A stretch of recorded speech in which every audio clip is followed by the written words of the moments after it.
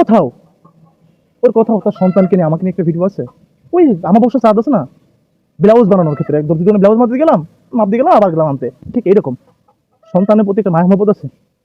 আমি মানি, এই যে গতকালকে বলে তো আসেনি, আমার এই অত্র এলাকাও না এখতিয়ার নাই আমাকে ঠেকানো। যদি বিচি ডাকতো, মানুষ ডাকার শব্দটা বোঝা যায়, সুরটা বোঝা যায় যে আসলে ওকে আমি সত্যিভাবে ভালোবেসে ডাকতেছি তার কাছে, নাকি সে আমার সাথে কথা বলে না। সে আমার সাথে এক মিনিট কথা বলে না, ভিডিও কল দেয় না, খাইছে না, খোঁজ খবর নেয় না। সে কিন্তু আবার ডাকে রংপুরে সংসার করে আপনাদের ক্যামেরার সামনে বলে। ভাই কোন দুঃখে ভালোবাসা আছে তার মধ্যে? ব্যাপারটা বুঝে, যেখানে ভালোবাসা বুঝতেছেন একটা, আপনি ভালোবাসা দিবেন না, আপনার কাছে ছোট বাচ্চাও যাবে না। আপনি ভালোবাসা দিবেন তার মায়ের কোল থেকে আপনার কাছে যাবে না, সেখানে ভালোবাসা পাচ্ছে। ব্যাপারটা লজিক আছে কিন্তু।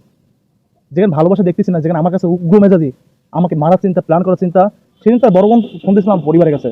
আমি শুয়েছিলাম, আমি তো রুম থেকে অত বেরোই না। শুয়ে থাকার পর শুনতেছি মাখন কে ফোন দিয়েছিল, ওর বড় বোন। আমি কি বলবো মা?